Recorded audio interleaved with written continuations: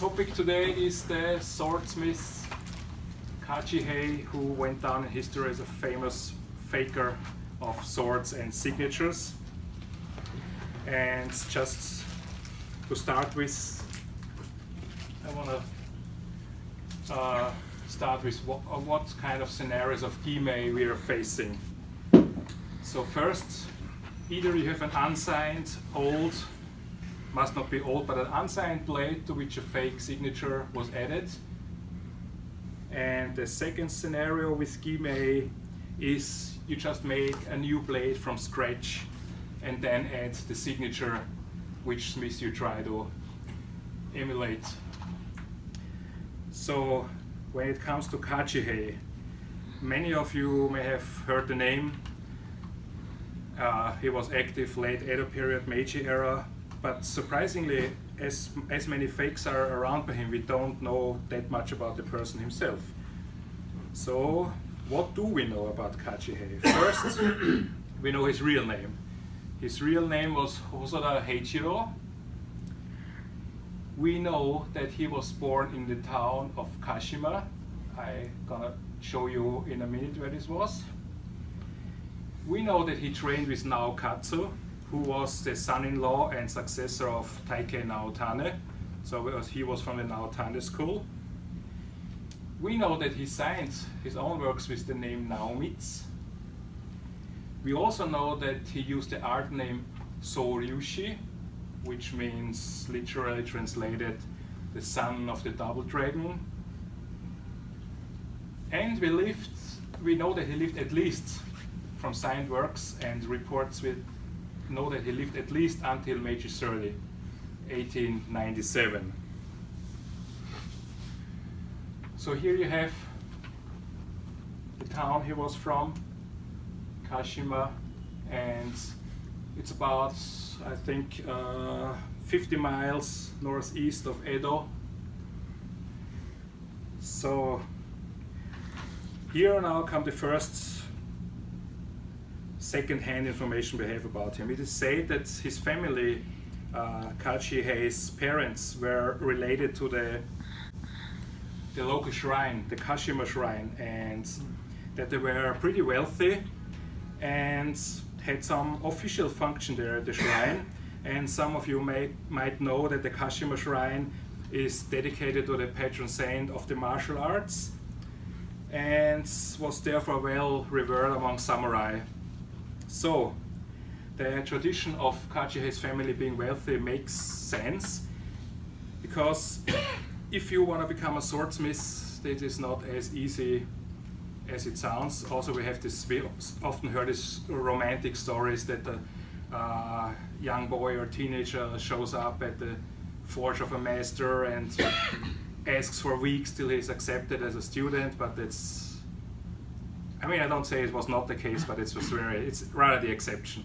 So you need money, you need the money to travel from Kashima to Tokyo, you need money to stay there in the capital. You need to find a master who accepts you, and apart from having at least some manual skills, you also better think about a future employer or connections where you can build a customer base. So and money helps with all of this, of course. So the story that his family was wealthy makes sense, which brings us to his training. As you all know, with the peaceful Edo period, the demand for swords decreased drastically. Second half of 18th century was really bad for swordsmiths until this guy, Suishinshi Masahide, came along and rejuvenated the whole sword craft by discovering the techniques of the old masters.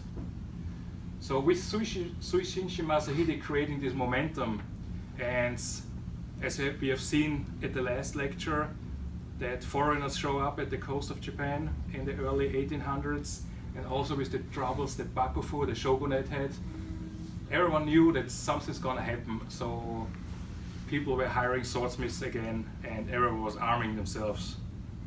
So Suishinshi Masahide, he trained his probably his best student, Taikei Naotane, who you can see on the right. And Taikei Naotane, his son-in-law, Naokatsu, became his successor, and this was the master of Kajihei. Which brings us to a small timeline, because we don't know when Kajihei was born. We know that, so to train Kajihei, Naokatsu himself must have been completely a trained swordsmith himself, because it doesn't make sense that he accepts a student himself when he is still learning. So Naokatsu was born in 1805, so let's assume that he was a fully trained master, ready to accept students at the age of 30. Brings us to the year of 1835. So when Kajihei was starting his training at the age of 15, he was born around 1820. And as we know, he lived at least to the age of 1897, making him 77 years old. This could work as well. So maybe he was indeed born around 1820. However, Naotane and Naokatsu, as you can see here, they both died 1 year apart. And after that, Kajihei he got an employer. He was hired by the Himeji fief. So, which makes me think that Kajihei may have been born a little bit later, around 1830, that he started his training with Naokatsu at 1845, and that he, at the age, in his late 20s, got employed by the Himeji fief, which makes him 67 at 1897. So here is Edo. The Himeji fief was in the south, but Kajihei never worked from there. He was following the same practice as many of the Shinshinto era swordsmiths. He was either working at facilities provided by his fief in Edo, or at some other forge, which was financed by his daimyo. So we know that Kajihei lived somewhere, that Kajihei did not live on any of the premises of the Himeji fief. We know that he lived either on the grounds or very close to the Yushima Shrine. So this is an old map of Edo, with Edo Castle in the middle. This is a present-day map of the same area, and the Yushima Shrine is up here, very close to the Ueno Park. Here is a satellite view of this area, and up here at the top right you have the Tokyo National Museum. Most of you have been to probably, and the Yushima Shrine is down here in this little triangle. This is what it looks like when you zoom in today. So this is from an old Meiji era postcard of the shrine, and I was looking through the old maps to see, because it has written the owner of the houses or who lived there, and I could not find anywhere mentioning the name Hosoda. So, which makes me think that he might well have lived within the shrine grounds and not around, and maybe he was able to live there because of his family connection, because his parents were Kashima Shrine affiliates, and so maybe they arranged something for him to live there at the shrine. So that brings us to the question, where did he work? And you can see here the Yushima Shrine again, and this area, Okachimachi neighborhood, this is where the Naotane forge was, somewhere here. So he was probably still working from his master's forge after both Naotane and Naokatsu had died, because there was still a second generation Naokatsu and the forge was still very much operating. So, and this brings us back to the question why Kajihei became a forger, faker of swords. A very interesting detail in this is that Kajihei was working in the Naotane forge as a so-called meikirishi. These are specialized craftsmen who focused on just adding the signature to the sword blades. Those Mei Kirishi craftsmen emerged in the Sengoku period when the demand for swords was very high. As we all know, there was Osafune groups turning out great numbers of blades. Some smiths prepared the furnace, some smiths did the forging, the hardening, and some people just did the signing. So now Kajihei must have been very good with adding signatures to blades, because he was hired there as a Mei Kirishi. And before we continue, I just want to tell you how this name came to be. Kajihei is an abbreviation of the name Kajiya no Heishiro, which just means the smith Heishiro, and so Kajiya and Heishiro became Kajihei. So now with the faking of swords, the most accepted theory is that when in 1876 the swords were banned from being worn in public, all the smiths were facing all these problems when going out of business, that he then discovered his talent of faking blades and making a living out of this situation. Because also, for example, he was not alone with this. Also, Gassen Sadakaso, he made many fakes. For example, those two blades are in the collection of the Met, left side Masamune, right side Sadamune.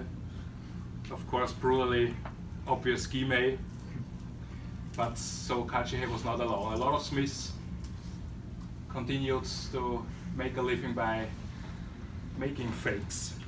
The second theory about why Kajihei became a faker is set a little bit earlier, and it says that one day, when he was a young smith, he put all his efforts into one blade, which he showed to experts, and they had very negative opinions about it, and then he got so mad that he faked the blade by a famous smith and showed them again, and then they were all praising it and said it's a great masterwork, and so he had his satisfaction, but also learned, I can do, this is something I'm really good at. So, and the third tradition why he became a faker is that he was actually weak-willed and he was a heavy drinker. So under the influence of sake and false friends who used his drinking debt as leverage, his skill was turned into a greater faking scheme, also involving several local sword dealers and even polishers. But maybe it was like everything together.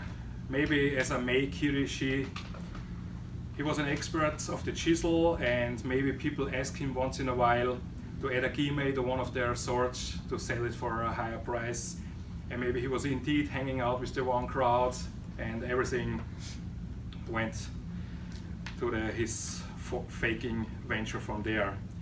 So next question you might ask is, what was the scope of his forging? So he did not just add gimei to existing mume blades to sell them for a higher price. He made all kinds of blades from scratch, koto, shinto, shinshinto, everything. He also faked gold inlay cutting tests, gold inlay honami attributions, inscriptions about famous owners of blades, and he even made fake tsuba, nobui tsuba. For example, this is a very interesting blade. This is an authentic kodetsu, and Kajihei added a Kinsogan cutting test made by an obscure Yamano cutting tester who did not exist, Nagatsugu, and dated it Kanbun 5. So Kanbun 5, 1665, everything was fine. This blade is published in the Kodetsu Taikan, which was in 74, and they already say, now we have a much better knowledge about the signature style of Kodetsu. And now we know that in Kanbun 5, where the cutting test was allegedly made, Kodetsu didn't sign that way, but nobody knew back then.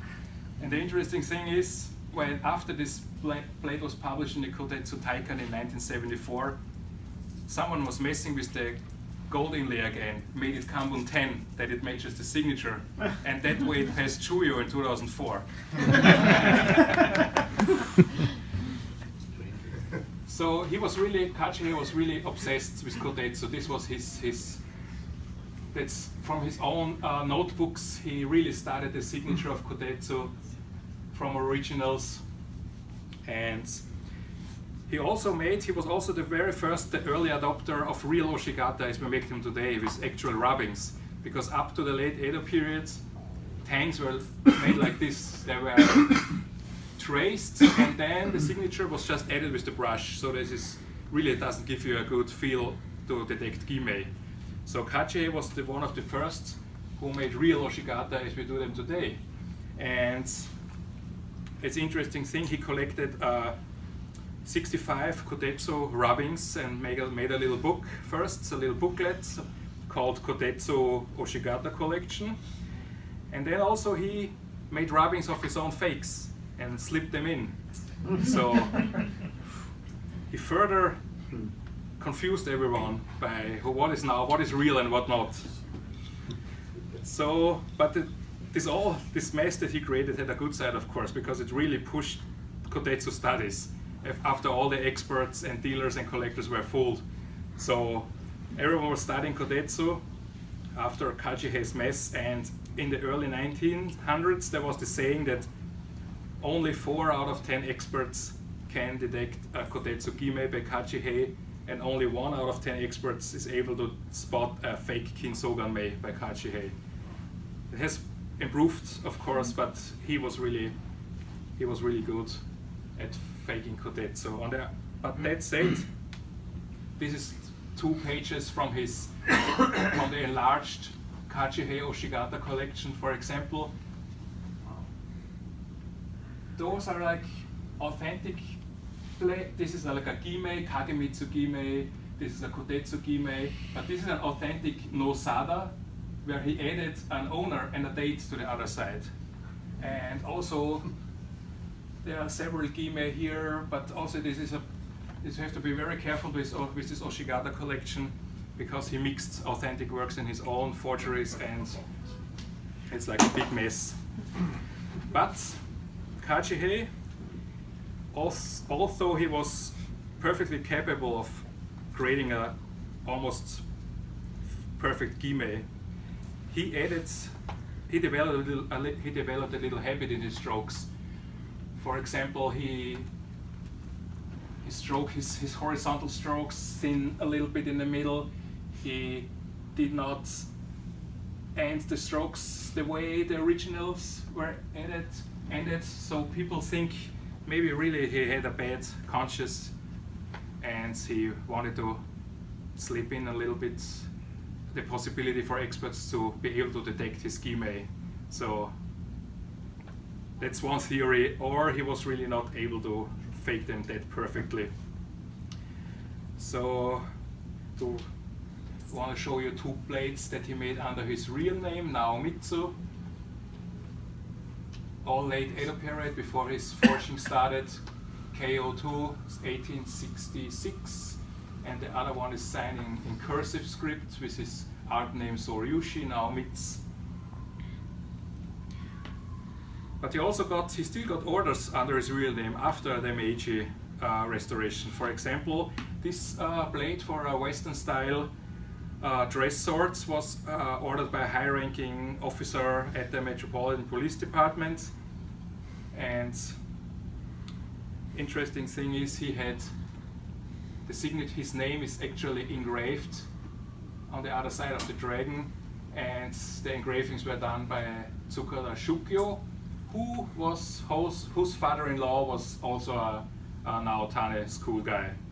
So he still had work sometimes, honest work under his real name, Naomitsu. And to wrap it up, I wanted to show you some of the tsuba he made.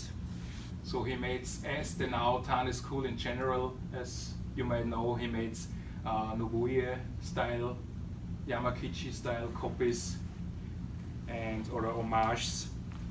And he also signed with his real name, Naomitsu. Interesting, the tsuba allegedly or supposedly has a cutting test. So either someone wanted to have the tsuba tested by it obviously doesn't go back to a fight, because such a cutting desk at this position you do not get from blocking a blade that's too close to the abaki, too deep.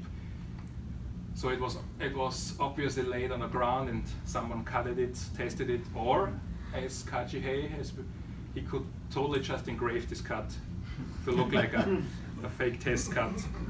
And this brings us to the end of this little talk about Kajihei, because I was dealing with him lately because the Met has this tsuba by him, and it has an interesting signature. It's signed. Yeah, can't see it here. Yeah, it's signed Hosoda Naomitsu, copying the tsuba of Lord Takeda Kisan. Kisan is the pseudonym of Takeda Shingen. I was looking hard through all historic records. I could not find any Takeda Shingen tsuba looking like this. Also, cloisonné inlay around is totally uncommon for a tsuba from the time of Takeda Shingen. So I think he was playing here too a little bit with this provenance. So, and that's why I was dealing with Kajihei lately, and I thought it might be interesting to include him here in my latest talk. Thank you.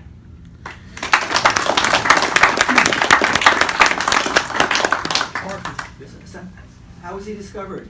And at what point in his life? Was it after his death or during his life? I think during his life, people already knew that he was at the latest when his Oshigata, his rubbings collection was published. Then people knew that he was starting his Oshigata collection. They got, oh, this is what this guy is up to. So all this fake kotetsu. So no, he was already notorious for making gime during his lifetime. Yeah. He was an accomplished smith also, right? Oh yeah, he was very good. He would copy the hero, he would copy he copied everything. Yeah. And they all looked good. Yeah, they fooled the MBTHK many times. He copied everything, Koto, Shinto, yeah. But did they sign him legitimately Naomitsu, or any of these blades? Oh yeah, he signed. Yeah. He signed So they're Naomitsu blades. collectible as Naomitsu. Yeah, yeah. So Kajihei is his nickname. This Kajihei does not appear in any signature. His own blades are signed Naomitsu, right into, I think. Otherwise it's Gime, Kotetsu. Right, you're right. Yeah. I have to think the latest Naomitsu blade is somewhere probably in the early 1890s. So now, did he get rated Josaku or anything like that? No. So this activity, did it create any legal problems for him while he was alive? Do we know if there were any repercussions? We do not know. We do not know if something happened or to his sword dealers or polishers, or if maybe he got beat up at some time. That was the question.